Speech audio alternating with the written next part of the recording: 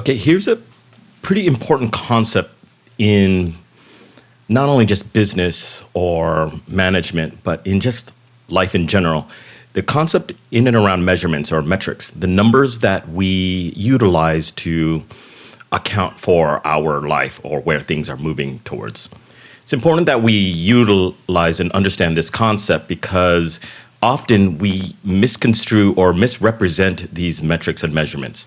And this comes in the form of three particular metrics that I want to talk about today is money, time, and energy. And we'll talk about it in those three particular areas and then give an overall idea and thesis behind it, and then maybe create a different framework to help you to think differently about this, to help you to manage your own life and your own business in a way that is much more productive and more meaningful. I think we grew up in life understanding that money is a way to kind of create your life that you want, and sometimes we develop a relationship around that concept of money. So money traditionally is the unit of measurement of perceived value that is agreed upon within society for goods and services that are rendered. And so this was a natural place to kind of understand how to replace barter systems of ancient times. And so sometimes we utilize this concept of money to create these transactions, to create services that helps people to say with one person has one set of skills, the other person can use money to tender for or exchange for a different set of skills. So with that kind of came this concept in and around work, and to be able to work for this money, to utilize your skill sets to develop this and then sell that to goods and services to others. Now, this is in and around money. However, as young children or within society, we start to warp this concept of money in not so much of exchange of goods and services, but actually as in representation of status. And this, in essence, creates this idea of in and around the concept of power. So I'm going to go a little bit back and say this idea of power, and we will redefine it in a different way that kind of help you to like understand what this means for what you're trying to do. And so I utilize money or the metrics and measurements of money because often we actually are always developing a relationship of money in two particular areas, in one of abundance and one out of scarcity. Now, this in essence is challenging because when we look at money, we're always feeling that we either don't have enough of it or we do have plenty of it. The challenge is to know when those perceptions of money and how we utilize this to emphasize our ego or our ego-driven aspect of power to create influence, to show people this is where. And this comes into the forms of how we see other people with money or without money. It becomes this hierarchical type of perception in and around this measurement. So when we think about money, we could sit there and see people with a lot of money and say they must have a lot of power. And we kind of utilize this as ways to justify our relationship with it. We either say, wow, those people have a lot of money. What did they do to actually like attain or get more of that money? I want more of that money. Or we look at them and say, those people are the ones that are bad or influence or manipulating people. And so this actually then creates this perception within ourselves and our relationship to that measurement. And so we actually end up creating this negative perception of this concept around money without realizing it's taking us adrift of what it was originally designed to do, was an exchange of goods and services that are rendered to actually acquire or create the life that you want. Unfortunately, because we especially live in, those of us that live in the Western culture, we have put money on this pedestal to equate this concept of around money, and which creates this perceived value of in and around our value of ourselves and kind of feeds into this ego. But what I want us to realize that money has to return back to its original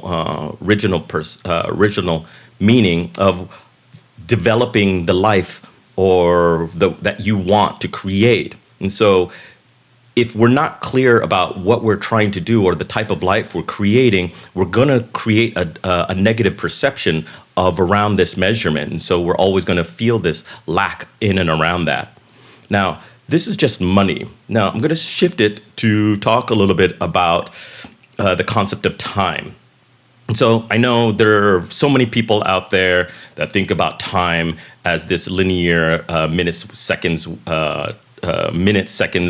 months, days, years in that Gregorian perception. However, time is such an elusive idea because if we don't understand what time means to ourselves, we're going to create a misperception of what this reality is. And so let's take a simple example. When we say, I would rather spend my time, this allotted amounts of time doing, I don't know, let's say having time with my family and my children. I want to spend this time, and that's actually a worthwhile aspect of being able to do that. Now, that's contrast with, wow, I can't believe I spent so much time with these group of people when I really didn't enjoy it. And so therefore that becomes a concept of a waste of time. And so when we think about how we want to allocate our time, we actually have to be very cognizant of where this time is being allocated one way or the other. But part of it is creating the relationship with time in a way that is moving us towards creating the life that we want. And so remember, these measurements are measuring a concept of management of our life, and particularly the resources. And again, the particular resources that we're measuring is money, time, and energy. And so if we can think about time less linearly and much more circularly, meaning we can think about like, where do we want to go into the future? How do we want to feel about that time? Does it feel good or does it feel bad? Then it can give us a better perception of where to allocate our time towards different aspects of our lives. And so haven't you ever felt this feeling when time seems to stand still or time seems to pass really slowly? Those perceptions are just our memories, our ideas, our thoughts about the time that we've allocated towards that. And so just like money, we have to be cognizant of how we're allocating our time. And so to do this, we have to perceive it towards a future that we want and desire for ourselves, our business, or our lives and relationships. And so if we could do a better job at doing this allocation of this time metric, this gives us a much more experience of being able to do better at spending that time much more effectively and efficiently.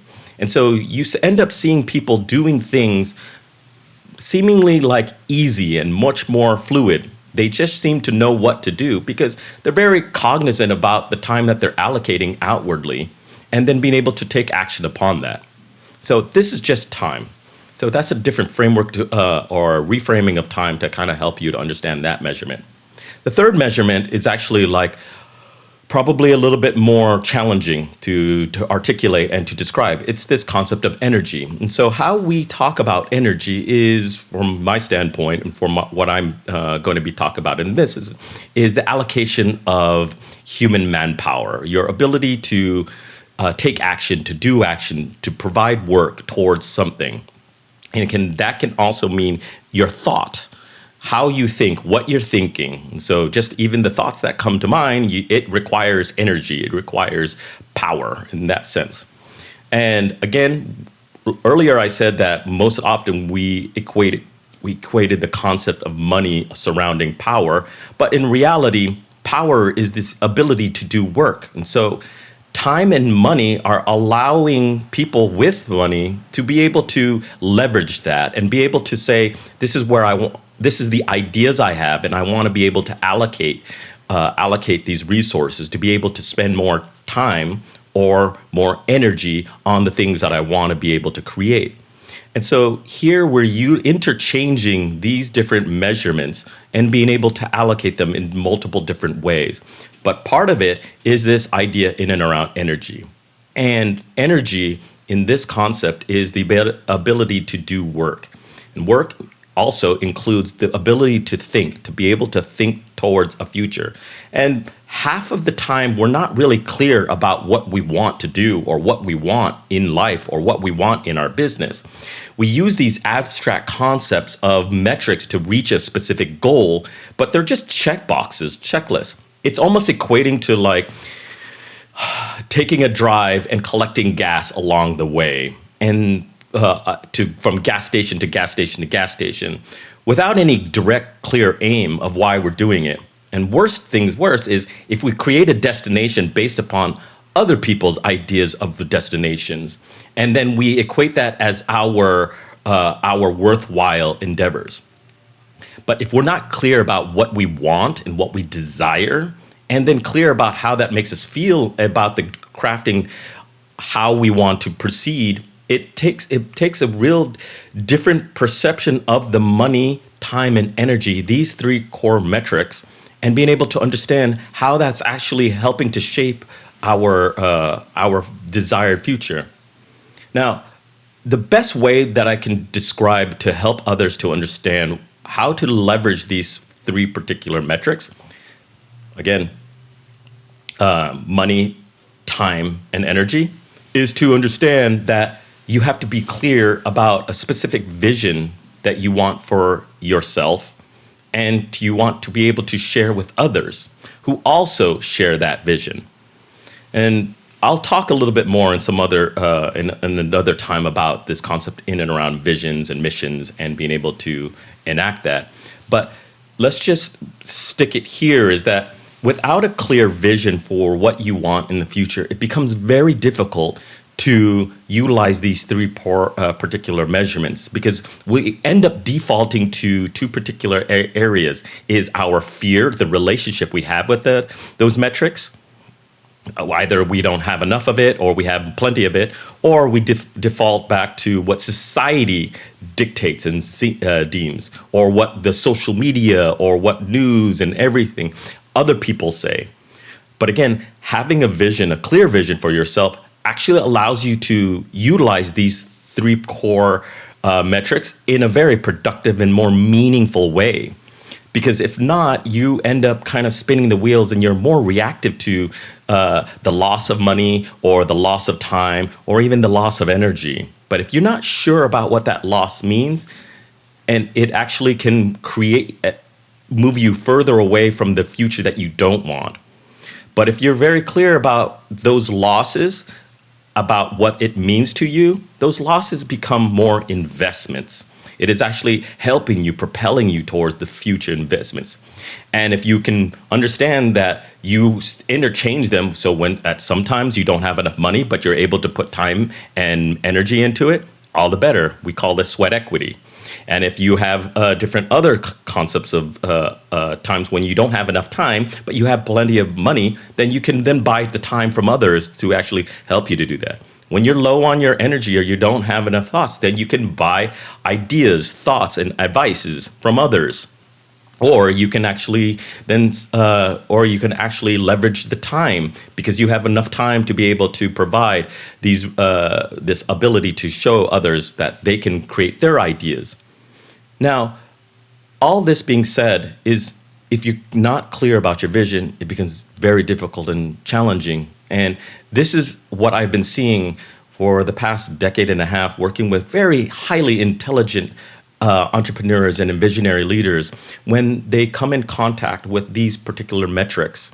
And so if you're not very self-aware or developing this intuitive ideas about your future, again, it's going to be difficult. So again, hopefully these three concepts around these metrics and measurements can help you to reframe your thinking about it and help you to move and propel you towards the future that you want and desire.